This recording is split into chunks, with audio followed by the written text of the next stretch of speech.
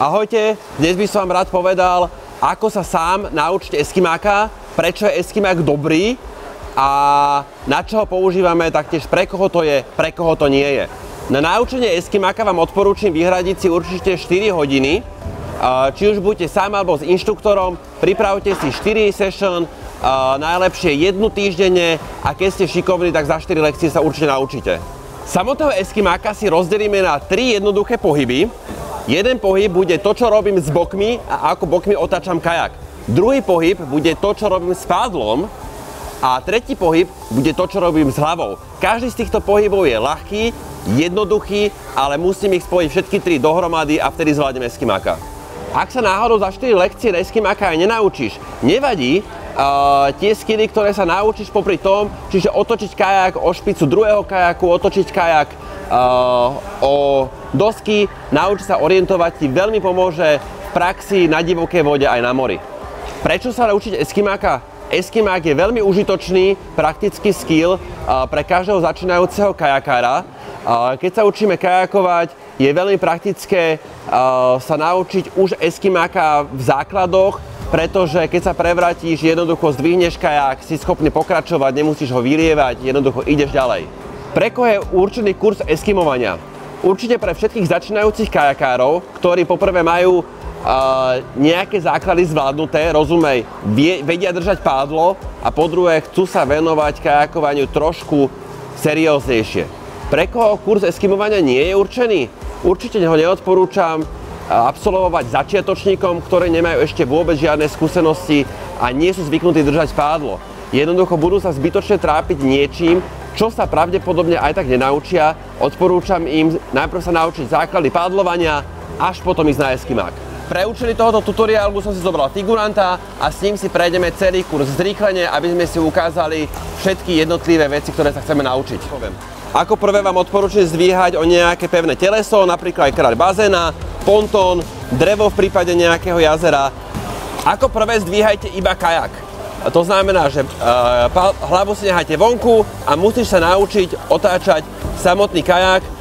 Veľmi dôležitý je pohyb hlavou. Keď sa prevrátite, musí byť tá hlava vyťahnutá čo najviac hore pri hladine. Prevrať sa, musí byť hlava čo najvyššie. Ako náhle zdvíhajte eskimák, hlavu zatlačte dole a musíte sa pozrieť dole. Hlava musíte pri eskimáku vychádzať z vody vždy posledná. Toto je najčastejšia chyba, ktorú kurzisti robia, že pri zdvíhaní eskimáku vyťahnú prvú hlavu. Hlava váži 5 kg, keď je ponorená vo vode, je nadľahčovaná vodou, keď si ju vyťahneme prvú von, tak nás ťahá váha hlavy smerom dole. Keď máte zvládnuté zdvíhanie o kraj bazéna alebo pevné teleso, pokračujte robiť to isté, zožente si nejakého kamaráta, pomocníka alebo inštruktora a budete zdvíhať to isté, ale o ruky. Kamarát vás bude určite musieť kontrolovať v tom, aby ste vyťahovali hlavu z vody poslednú. Prevrátim sa, pozerám hore, zdvihnem sa, hlavu potlačím dole. Hlava musí ísť pri eskimáku vždy posledná. Toto musí ísť ľahko. Sila, ktorou sa opiera o ruky kamaráta, musí byť vždy malá. Kajak otáčam bokmi a hlavou, nie silou rúk. Táto opora musí byť vždy jemná. Keď zvládneme o ruky, ideme pokračovať to isté robenie o dosky. Najlepšie zobrať si veľa dosiek, 3. A základ je to, že tie dosky musia byť na hladine a čo najďalej od osy kajaku. Zo začiatku môžem dosky pridržiavať. Neskôr uberám oporu. Poď. A keď to postupne zvládam, uberám dosky. Pri učení eskimáka sa nie každý pokus podarí. Vtedy treba byť pripravený, aby figurant iba dal ruky a zdvíhame naučeným spôsobom. Pritom to je veľmi užitočné si dávať stále pozor, ten tlak, kontakt musí byť ľahký.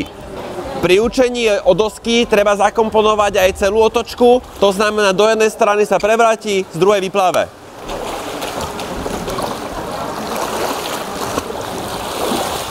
Keď máme zvládnuté dosky, môžeme to začať skúšať pomaly s pádlom.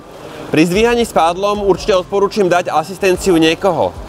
Eskimák sa prevráti, ja mu chytím pádlo a stále mu pridávam tú oporu a stále mu dávam tú istú istotu v rukách, ako mal doteraz, len má pádlo v ruke. Pri zdvíhaní pádlom dbám na to, aby bol list, ktorým zdvíham ďaleko od lode.